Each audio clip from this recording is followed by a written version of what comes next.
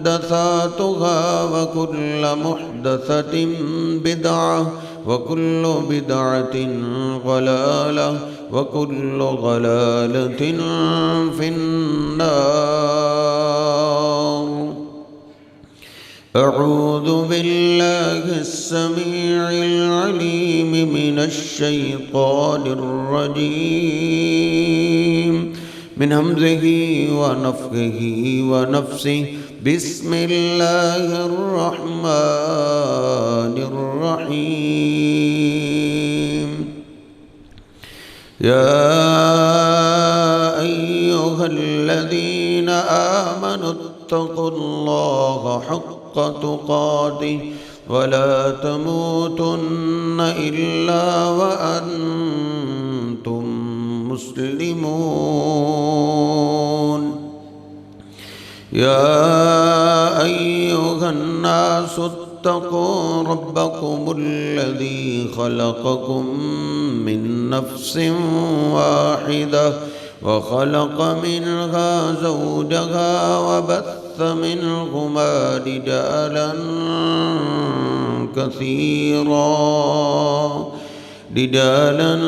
كثيرا ونساء. واتقوا الله الذي تساءلون به والأرحام إن الله كان عليكم رقيبا. يا أيها الذين آمنوا اتقوا الله وقولوا قولا سديدا يصلح لكم أعمالكم ويغفر لكم ذنوبكم ومن يطع الله ورسوله فقد فاز فوزا عظيما. سبحان ربك رب العزة عما يصفون وسلام على المرسلين والحمد لله رب العالمين.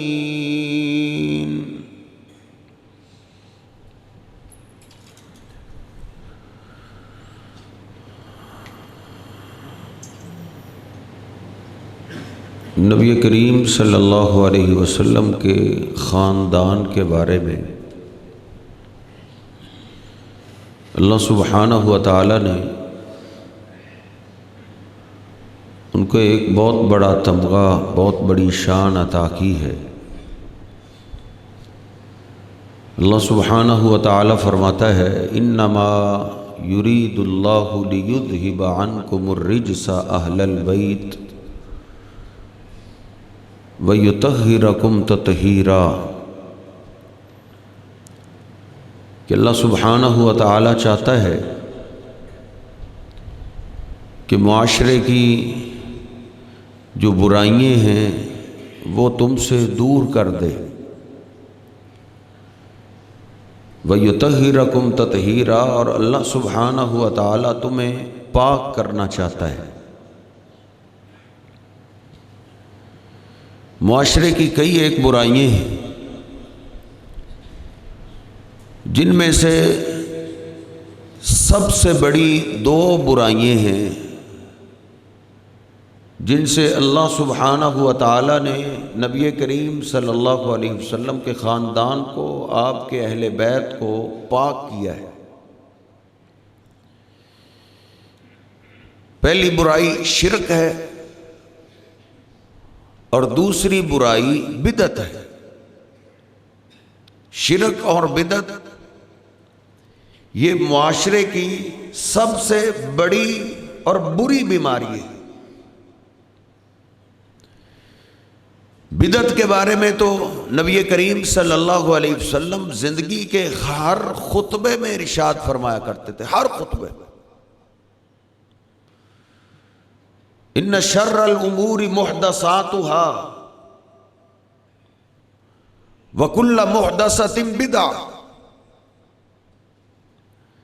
کہ سب سے برا کام، سب سے بدترین کام نیا کام اپنی طرف سے ایجاد کر کے دین میں داخل کرنا ہے. وَكُلَّ مُحْدَثَةٍ بِدْعَةٍ، اور ہر نیا کام ایجاد کر کے دین میں داخل کر دینا یہ بدعت ہے. وَكُلُّ بِدْعَةٍ ضَلَالَةٍ، اور ہر بدعت گمراہی ہے. وَكُلُّ ضَلَالَةٍ فِي النَّارِ، اور ہر گمراہی انسان کو آگ میں لے جاتی. نبی کریم صلی اللہ علیہ وسلم کے خاندان کو، آپ کے اہل بیت کو اللہ نے شرک سے بھی پاک کر دیا تھا اور بدعت سے بھی پاک کر دیا تھا. اتنی بڑی شان ہونے کے باوجود، اتنی بڑی عظمت ہونے کے باوجود جناب علی پاک رضی اللہ تعالیٰ کی شان آپ کے سامنے ہے، ان کا مقام آپ کے سامنے ہے. سوال ہی نہیں پیدا ہو سکتا کہ جناب علی پاک رضی اللہ تعالیٰ اپنے خیالات سے، اپنی عقل سے، اپنی سمجھ سے کوئی کام ایجاد کریں، اس کو دین میں داخل کر دیں. اللہ نے اس عیب سے آپ کے اہل بیت کو پاک کیا تھا.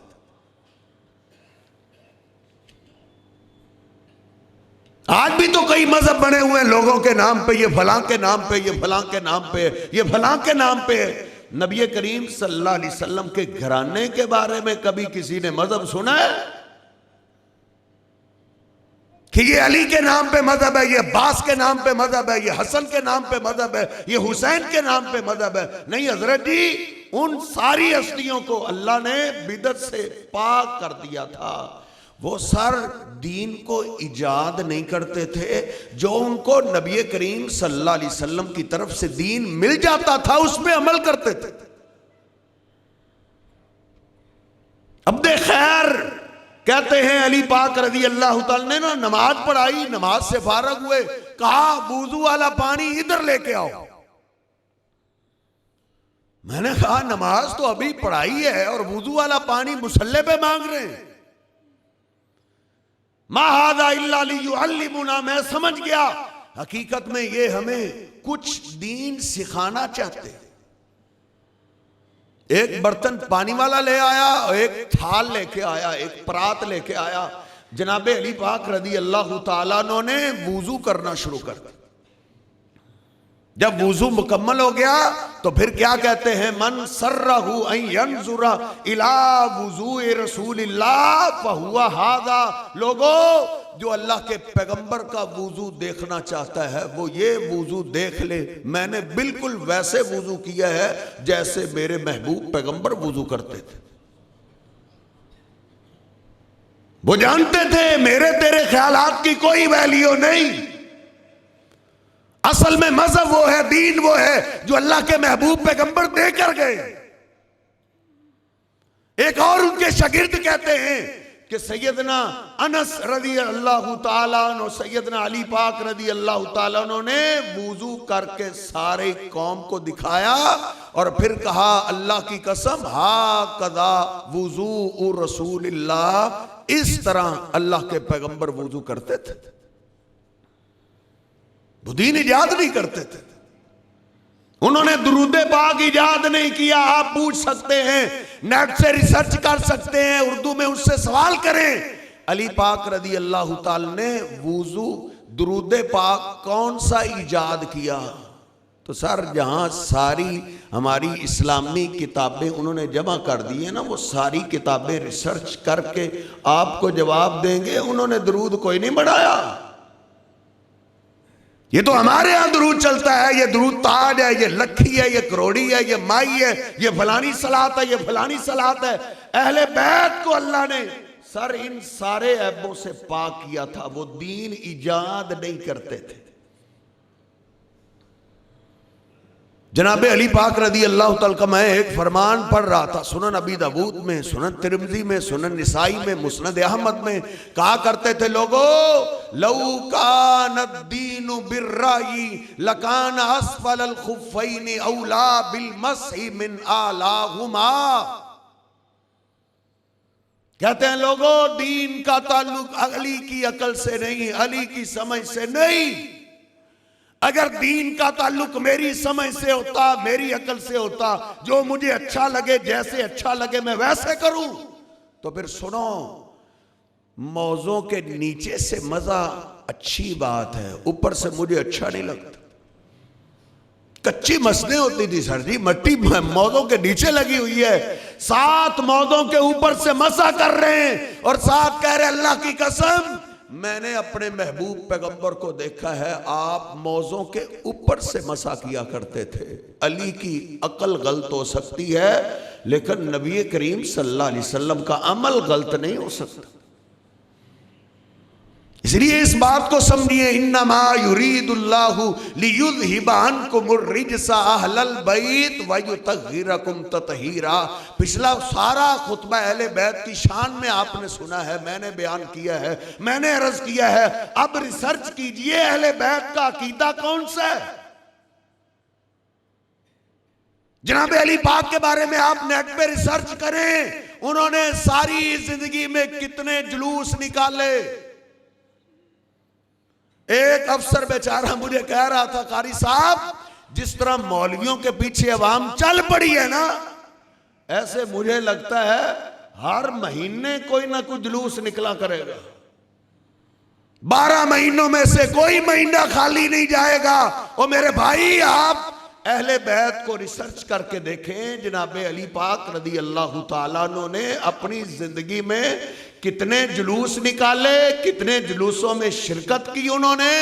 آپ کے اہل بیت ان سارے عیبوں سے پاک تھے، وہ سر دین کو ایجاد نہیں کرتے تھے، دین پہ عمل کرتے تھے۔ انما یرید اللہ لیذھب عنکم الرجس اہل البیت، وہ جانتے تھے نبی کریم صلی اللہ علیہ وسلم کے جانے کے بعد بھی جناب علی رضی اللہ تعالیٰ کتنے سال گزارے، وہ جانتے تھے الیوم اکملت لکم دینکم واتممت علیکم نعمتی ورضیت لکم الاسلام دینا۔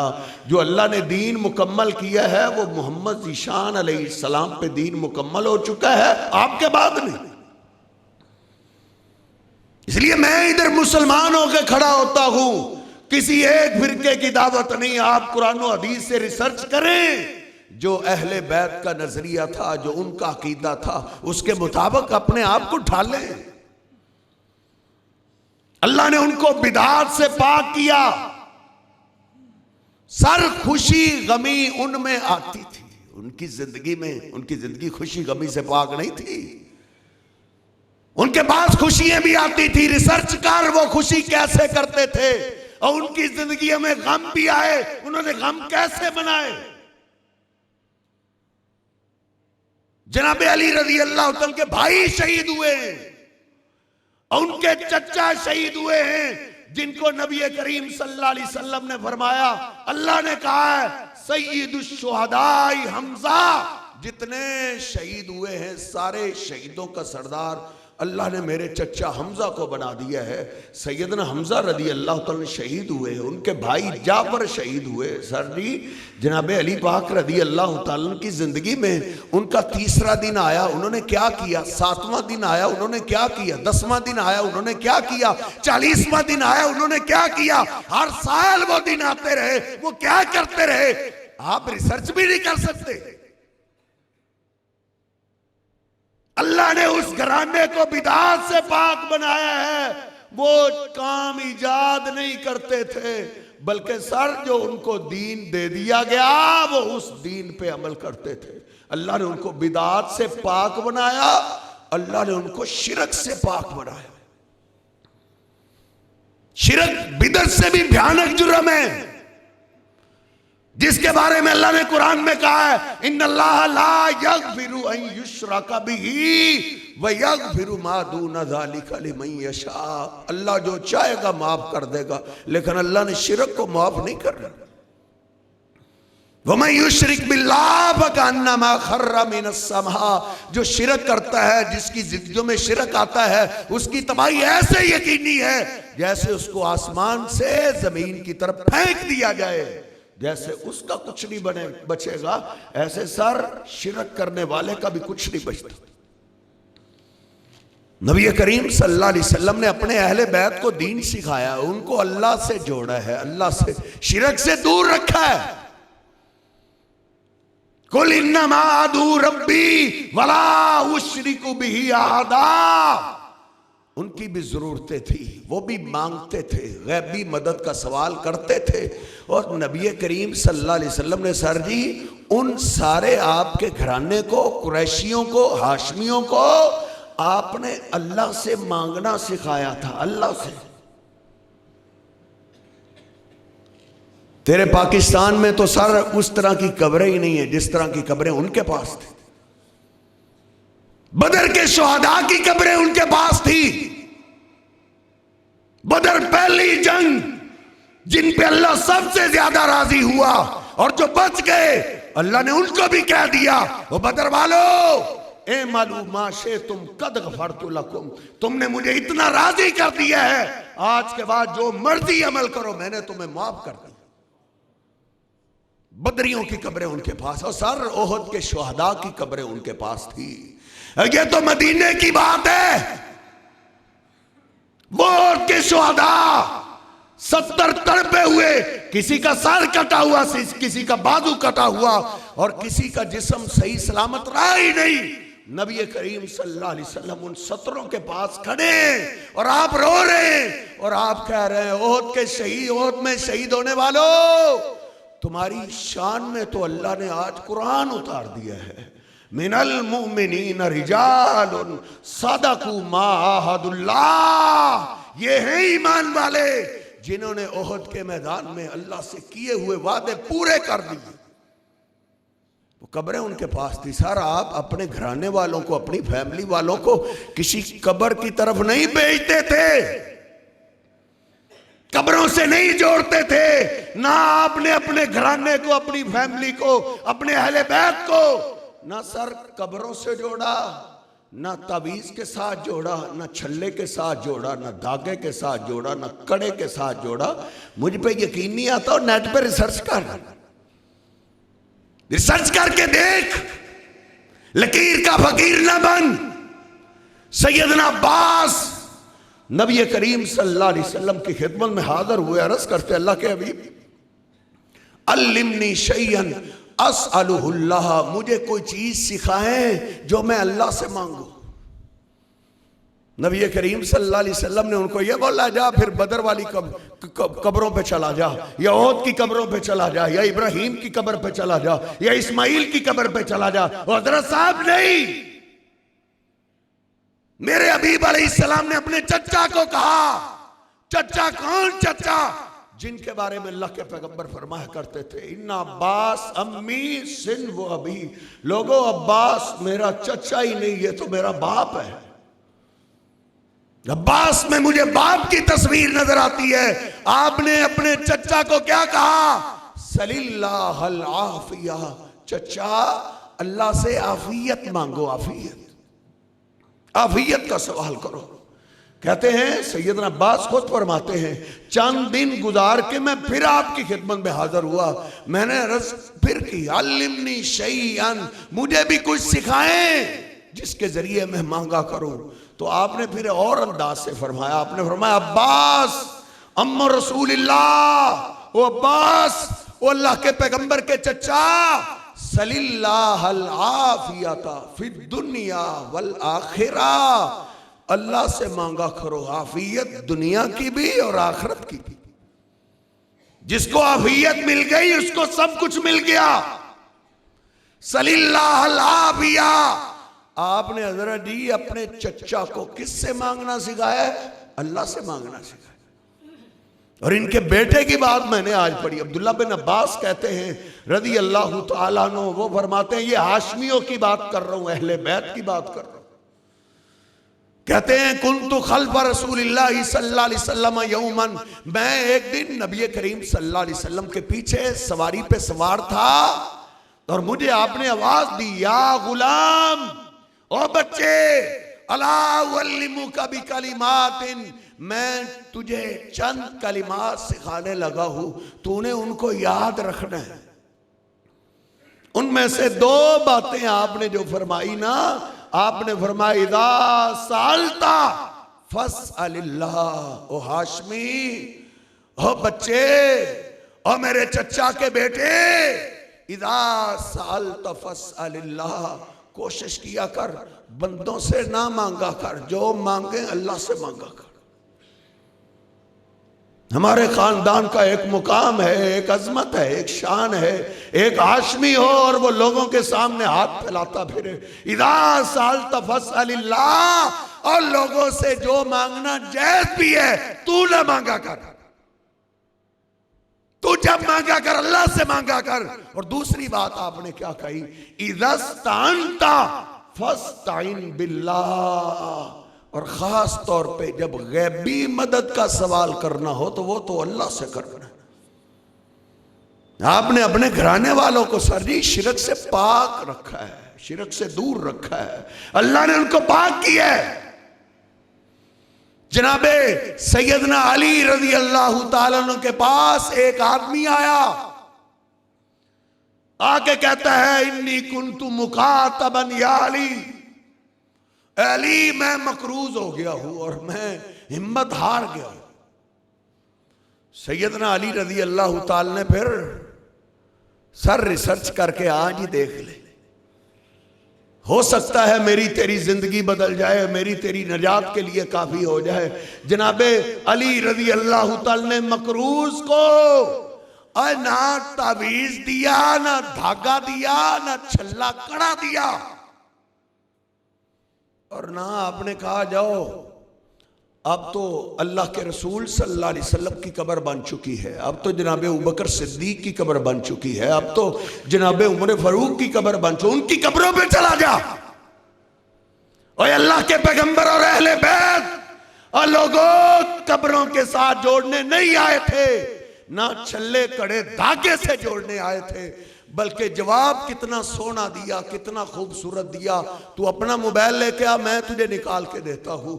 جناب علی پاک رضی اللہ تعالیٰ نے کہا الا اعلمک بکلمات علمنیہن رسول اللہ، کیا میں تجھے وہ کلمات نہ سکھاؤں قرضے کی ادائیگی کے لیے جو اللہ کے پیغمبر نے مجھے سکھائے تھے، جو وظیفہ آپ نے مجھے سکھایا تھا، کیا میں وہ تجھے نہ سکھاؤں؟ کہا بالکل ضرور سکھائیں.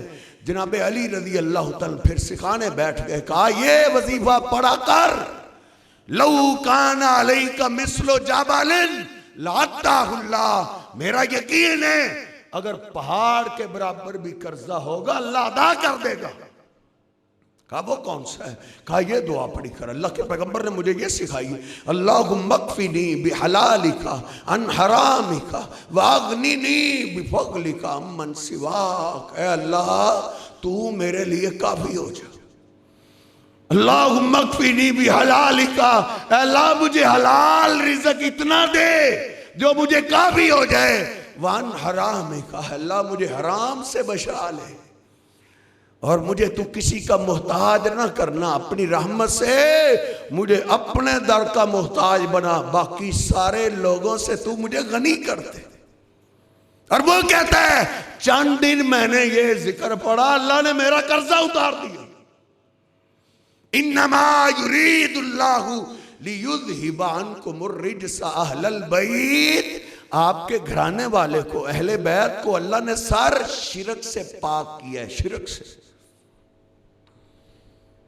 سیدہ فاطمہ رضی اللہ تعالیٰ نے فرماتی ہیں کہ بابا نے نا مجھے پاس بلا کے کہا اذا امسیتی و اذا اصبحتی، او فاطمہ بیٹا صبح و شام یہ پڑھا کر، کوئی صبح اس ذکر سے خالی نہ جائے، کوئی شام خالی نہ جائے. کون سا وظیفہ آپ نے بتایا؟ آپ نے فرمایا بیٹا فاطمہ جب بھی کوئی دکھ آئے، پریشانی آئے، یہ پڑھا کر یا حی یا قیوم برحمتک استغیث، یا حی یا قیوم برحمتک استغیث. اے ہمیشہ زندہ رہنے والے، اے ساری کائنات کو قائم رکھنے والے، یا حی یا قیوم برحمتک استغیث، میں تیری رحمت کے ذریعے تجھ سے مدد مانگتی ہوں. آپ نے سر اپنی بیٹی کو بھی نہ چھلا کڑا دھاگا دیا، نہ قبر کے ساتھ جوڑا. قبروں کے پاس جائیں، اس سے نہیں اسلام نے روکا. شروع اسلام میں روکا ہوا تو ان کے لیے دعا کریں، اللہ سے ان کے لیے دعا کرنی ہے، اللہ ان کو معاف. اور اپنے لیے مانگنے قبر پہ نہیں جانا. یا حیو یا قیوم برحمتک استغیث آپ نے کس کو سکھایا؟ اپنی پیاری بیٹی کو سکھایا. اور جناب حسن و حسین کے تو کیا ہی کہنے، نبی کریم صلی اللہ علیہ وسلم ان کو گود میں بٹھا لیتے اور ان کو سر دم کیا کرتے تھے، دم کرتے تھے. اپنے پیارے بیٹوں کے ہاتھوں میں نہ آپ نے دھاگا باندھا، نہ چھلا، نہ کڑا، نہ کچھ اس طرح کی تعویذ والی چیزیں، بلکہ نبی کریم صلی اللہ علیہ وسلم دونوں سے پیار کرتے، ان کو سینے سے لگاتے، ساتھ ان کو دم کرتے. اعیذکما بکلمات اللہ التامات من کل شیطان وہامت ومن کل عین لامت. نبی کریم صلی اللہ علیہ وسلم نظر کا بھی دم کرتے، اس میں نظر کا بھی لفظ ہے. اعیذکما بکلمات اللہ التامات، اے میرے اللہ میں تیری ساری جو تعریف کے کلمات ہیں نا، ان سارے کلموں کے ذریعے میں ان اپنے بچوں کو تیری پناہ میں دیتا ہوں.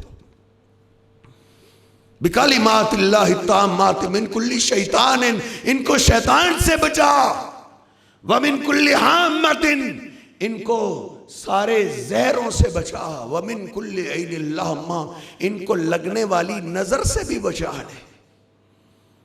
نظر بھی بڑی بری چیز ہے. نبی کریم صلی اللہ علیہ وسلم نے فرمایا نظر کبھی کبھی ایسی لگتی ہے کہ اونٹ کو مار دیتی ہے. انسان کیا چیز ہے، اونٹ کو مار دیتی ہے. آپ نے فرمایا کبھی کبھی نظر لگنے سے اونٹ بھی ہنڈیا میں چلا جاتا ہے. اس لیے آپ اپنے بچوں کو نظر کے لیے تعویذ نہیں، دھاگا نہیں، بلکہ ان کو دم کرتے تھے. بلکہ سیدہ عائشہ، ام سلمہ، آپ کے یہ سارے اہل بیت کہتے ہیں کہ نبی کریم صلی اللہ علیہ وسلم جب بیمار ہوئے نا تو جمع اہلہ فی بیتہ ہی، آپ نے اپنی فیملی کو اپنے گھر میں بلایا، سب آگے، اور آپ نے پھر فرمایا اذا صاب احدکم بلاء او مصیبت، میرے جانے کے بعد تم میں سے کوئی مصیبت آ جائے، کسی کو کوئی پریشانی آ جائے تو تم نے کیا کرنا،